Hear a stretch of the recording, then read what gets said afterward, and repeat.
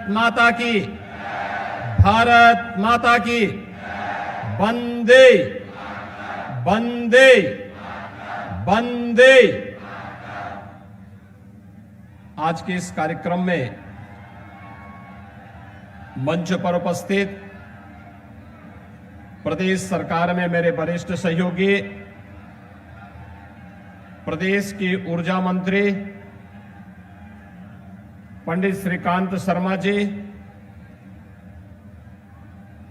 प्रदेश सरकार में गन्ना और चीनी विकास विभाग के मंत्री श्री सुरेश राणा जी, प्रदेश सरकार के ही मंत्री श्री संदीप सिंह जी, लोकप्रिय सांसद श्री सतीश गौतम जी, माननीय सांसद श्री राजवीर दिलेर सिंह दिलेर जी, आज के इस कार्यक्रम में उपस्थित माननीय विधायकगण श्री राजकुमार सहयोगी जी, संजीव राणा जी, अनिल परासर जी, रविंद्रपाल सिंह जी, अनूप वाल्मीकि जी, दलवीर सिंह जी, विधान परिषद सदस्य श्री मानवेंद्र प्रताप सिंह जी, श्री जयवीर सिंह जी, भारतीय जनता पार्टी के जिलाध्यक्ष श्री ऋषिपाल सिंह जी, उत्तर प्रदेश सरकार में श्रम विभाग के समिति के अध्यक्ष श्री रघुराज सिंह जी, श्री आरपी सिंह जी, भारतीय जनता पार्टी महानगर अध्यक्ष श्री विवेक सारस्वत जी, आज के इस कार्यक्रम में उपस्थित भारी संख्या में उपस्थित अलीगढ़ जनपद से जुड़े हुए सभी भाइयों बहनों, एक साथ यहां पर अलीगढ़ जनपद के नागरिकों को 7,100 करोड़ रुपए से जुड़ी हुई परियोजनाओं का उपहार प्राप्त हो रहा है, जिसमें 6,012 करोड़ रुपए की लागत से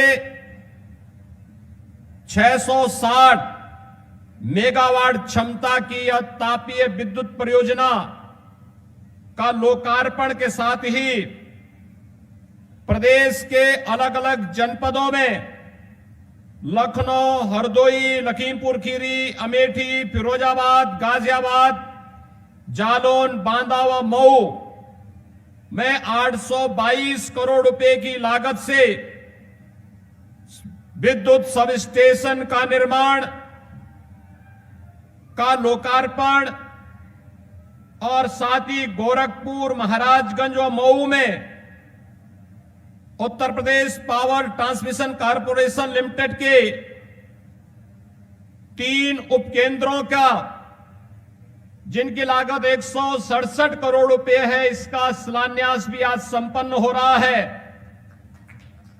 अलीगढ़ से जुड़ी हुई स्मार्ट सिटी मिशन के साथ ही चिकित्सालय, शिक्षा के केंद्रों और विकास से जुड़ी हुई 255 करोड़ रुपए की 113 परियोजनाओं का भी आज यहां पर शिलान्यास और लोकार्पण हो रहा है।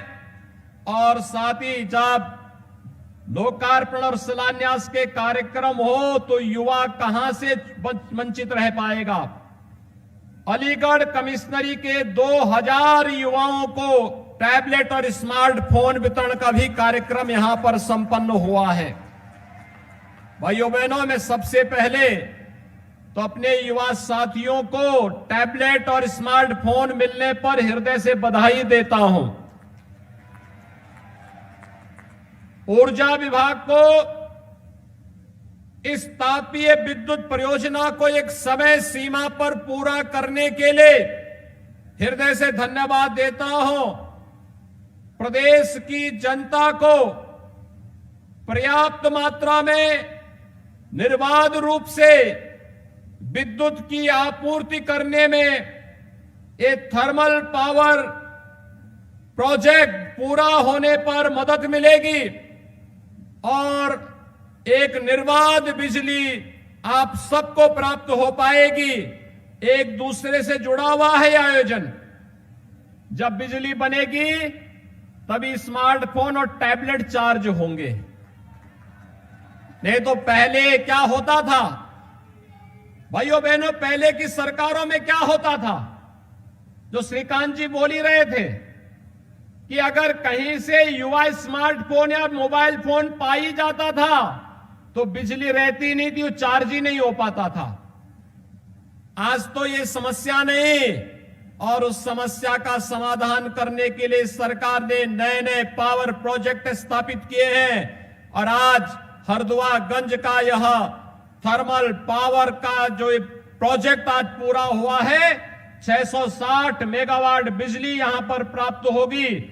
और इसके लिए मैं आप सबको हृदय से बधाई देता हूं, आप सबको अपनी शुभकामनाएं देता हूं।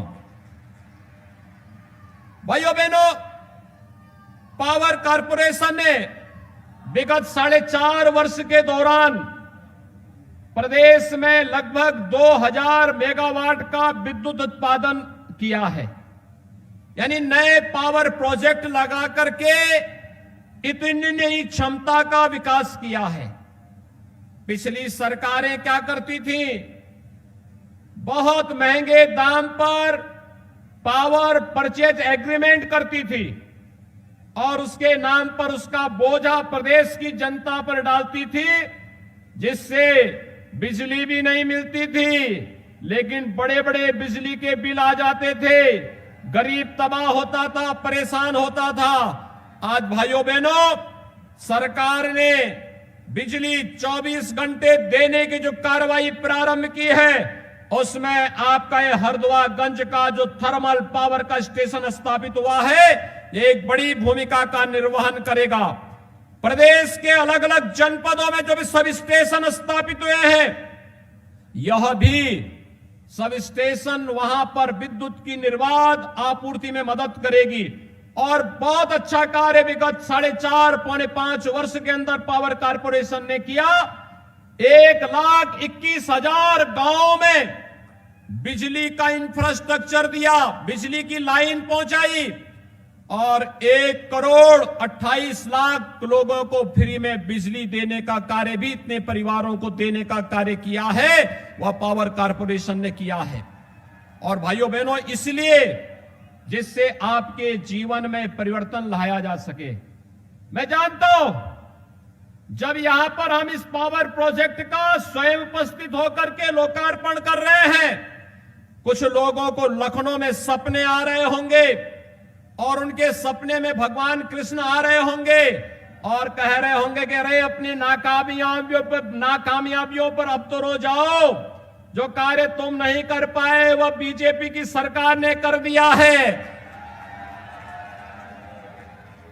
भगवान कृष्ण आज उनको कोस रहे होंगे, और इसलिए कोस रहे होंगे क्योंकि भगवान कृष्ण ने उनको यह भी जरूर कहा होगा कि जब तुम्हें सत्ता मिली थी तब मथुरा, वृंदावन, बरसाना, गोकुल, बलदेव के लिए कुछ नहीं कर पाए, लेकिन वहां पर कंस को पैदा करके जवाहर बाग की घटना जरूर करवा दिए थे। यानी ये हरकतें थी पिछली सरकार की। वहां पर कृष्ण से मतलब नहीं, उनको भगवान कृष्ण से मतलब नहीं था, वे तो कंस के उपासक थे और कंस को ही पैदा भी करते थे।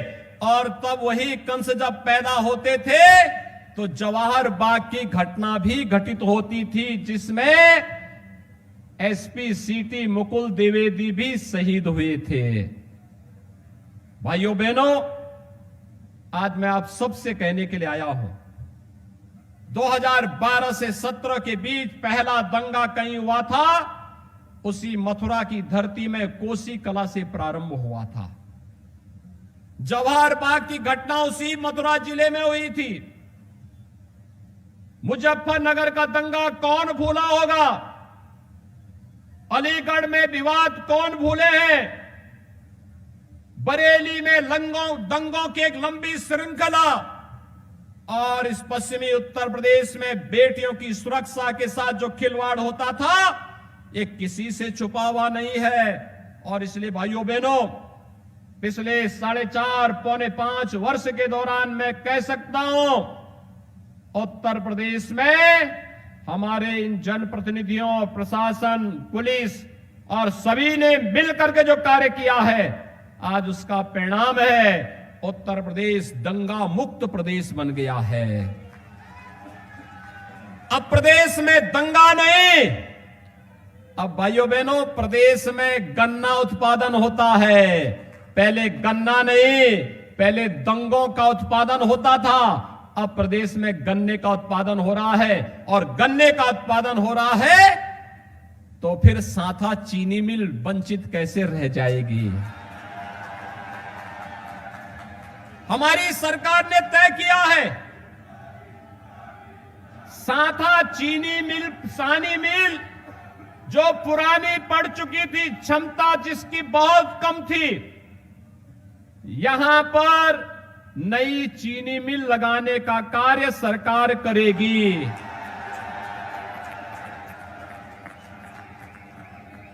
भाइयों बहनों, पिछले पौने 5 वर्ष के दौरान ये केवल घोषणा नहीं, प्रक्रिया भी प्रारंभ हो गई है। और पिछले पौने 5 वर्ष के दौरान 1,52,000 करोड़ रुपए के गन्ना मूल्य का भुगतान अपने अन्नदाता किसानों के खाते में करने का कार्य भी हमारी सरकार ने किया है। पहले किसानों को पैसा नहीं मिलता था, चीनी मिलें बेची जाती थी, औने पौने दाम पर चीनी मिलें बेची जाती थी, दलालों को उसमें हावी करवा दिया जाता था, अराजकता का तांडव होता था।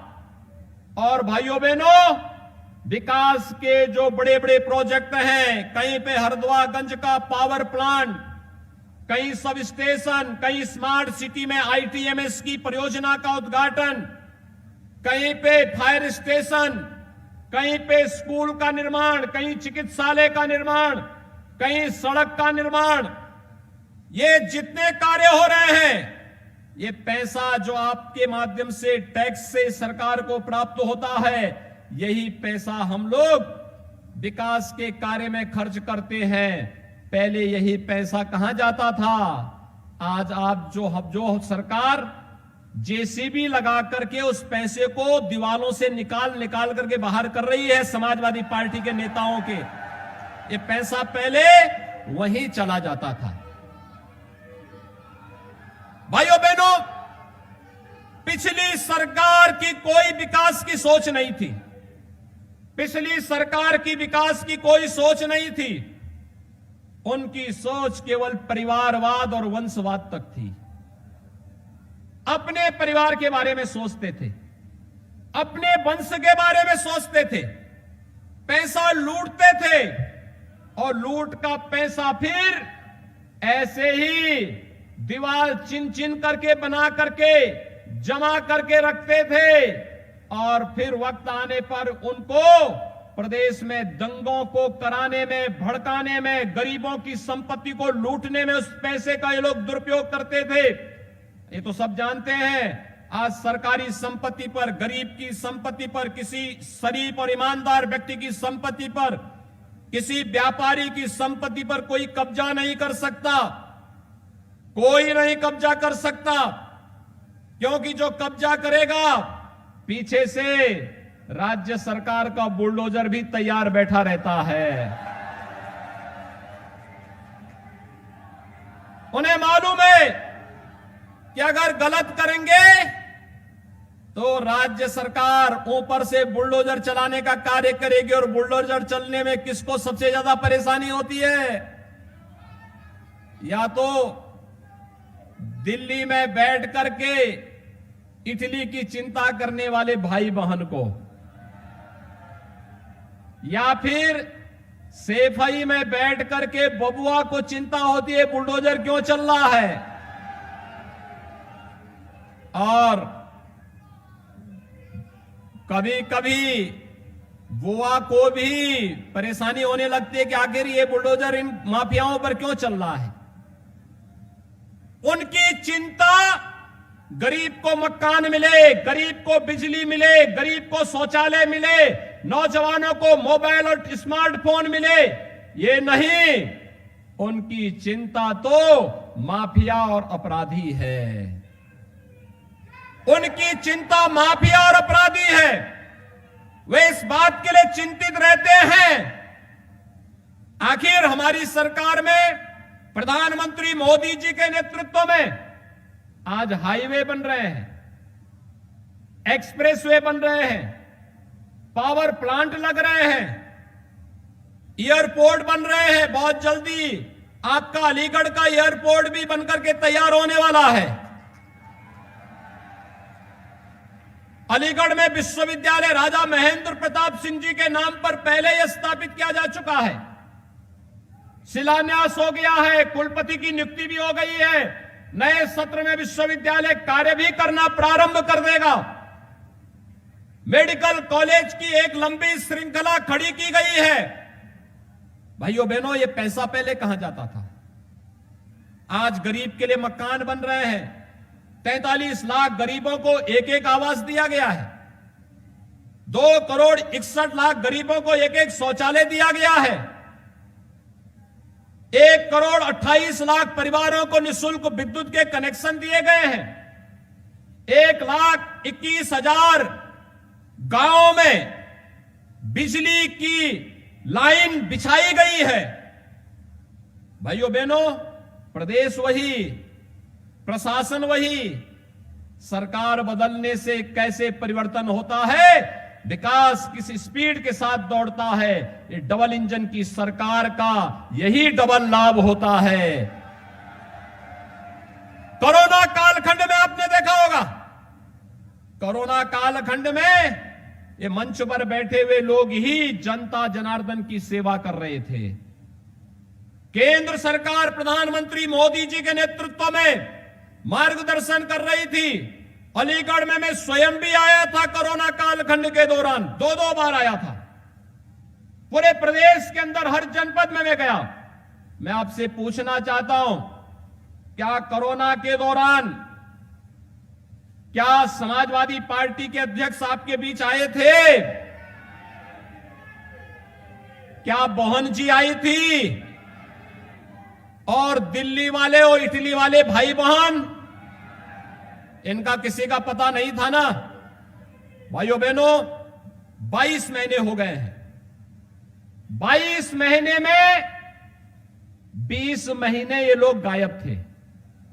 आप मुझे एक बात बताइए, यहां तो हमारे ही युवा है, जो लड़का साल भर स्कूल नहीं जाएगा और अंतिम 1 महीने स्कूल जाकर के कहेगा कि वो टॉप कर लेगा, तो क्या टॉप करेगा? मैं अपने युवाओं से पूछना चाहता हूं, क्या वो बताइए मुझे, क्या टॉप कर पाएगा? तो ये लोग वही करना चाहते हैं। क्लास अटेंड हमने की, ये सब लोग कर रहे थे। हमारे मंत्रीगण, हमारे विधायकगण, हमारे सांसद, हमारे जिलाध्यक्ष, हमारे महानगर अध्यक्ष, भारतीय जनता पार्टी ने, प्रधानमंत्री जी ने, नड्डा जी ने, अमित शाह जी ने तो प्रत्येक कार्यकर्ता से कहा कि सेवाई संगठन है, जनता जनार्दन को कोई परेशानी नहीं आनी चाहिए। फ्री में टेस्ट, फ्री में उपचार, फ्री में अन्न योजना का लाभ, और भाइयों बहनों फ्री में वैक्सीन और सबको वैक्सीन। अगर कांग्रेस की सत्ता होती, सपा बसपा की सत्ता होती, ये गरीबों का अन्न भी खा जाते और वैक्सीन का पैसा भी निगल करके लोग भाग गए होते कहीं और जगह। आपने देखा होगा जैसे अफगानिस्तान के अंदर अफगानिस्तान का राष्ट्रपति भाग गया था ना, ऐसे ये लोग कर देते। कोरोना को देख करके आपने देखा होगा ये घर से बाहर नहीं निकले। आज जब आए, इनको भी बोलने की आवश्यकता है, कि बबुआ 20 महीने तक दिखाई नहीं दे, फिर कोरोना की थर्ड वेव भी आ रही है, इसलिए घर में बैठे रहो, अपनी सेहत का ध्यान रखो। काहे अब परेशान हो रहे हो? जनता जनार्दन को अपना फैसला करने दो, जनता जनार्दन अपना फैसला ले लेगी। क्या भाइयों बहनों, मैं आपसे पूछना चाहता हूं, भारतीय जनता पार्टी ने जो कहा सो करके दिखाया ना? आप सहमत है ना? 5 साल पहले हमने कहा था युवाओं को टैबलेट भी देंगे और स्मार्टफोन देंगे, वितरण शुरू हो गया। 1 करोड़ युवाओं को हम प्रदेश के अंदर दे रहे हैं। अभी तो ये फाइनल ईयर के बच्चों को वितरित हो रहा है, फिर सेकंड ईयर के बच्चों को मिलेगा, फर्स्ट ईयर के बच्चों को मिलेगा। सभी प्रकार के बच्चों को, मेडिकल में हो, नर्सिंग के हो, फार्मेसी को हो, इंजीनियरिंग के हो, पॉलिटेक्निक के हो, विश्वविद्यालय में सामान्य अध्ययन कर रहे हो, महाविद्यालयों में हो, आईटीआई में हो, इन सभी बच्चों को हम टैबलेट और स्मार्टफोन देने जा रहे हैं।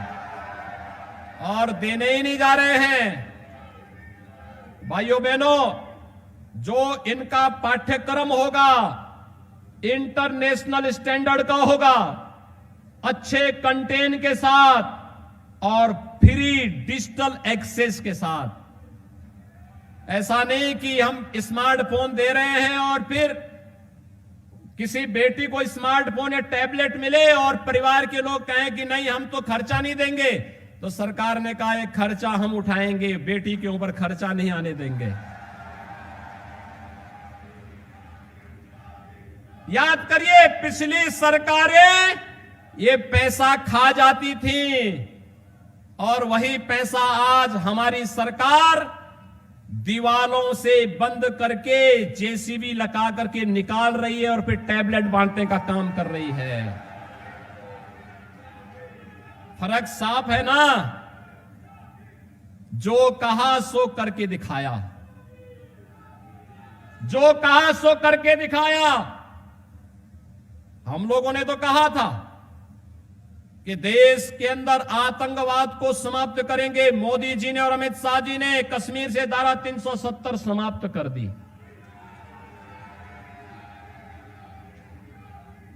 हम लोगों ने कहा अयोध्या में भगवान राम के भव्य मंदिर का निर्माण संवैधानिक दायरे में रह करके करेंगे।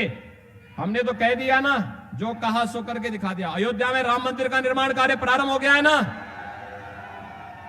संवैधानिक दायरे में रह करके इस कार्य को आगे बढ़ा दिया। काशी विश्वनाथ धाम का भव्य निर्माण हो रहा हो गया है।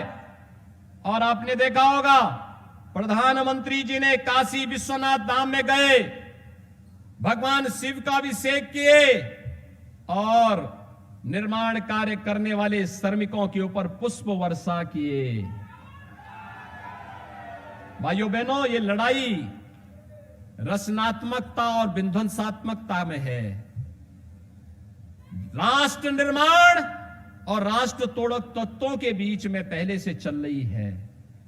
याद करिए, पहले अगर कोई एक कालखंड हुआ था जब अयोध्या में मंदिर तोड़ा जा रहा था, काशी में भगवान विश्वनाथ का मंदिर अपवित्र किया जा रहा था, मथुरा में भगवान कृष्ण के मंदिर को पवित्र किया जा रहा था।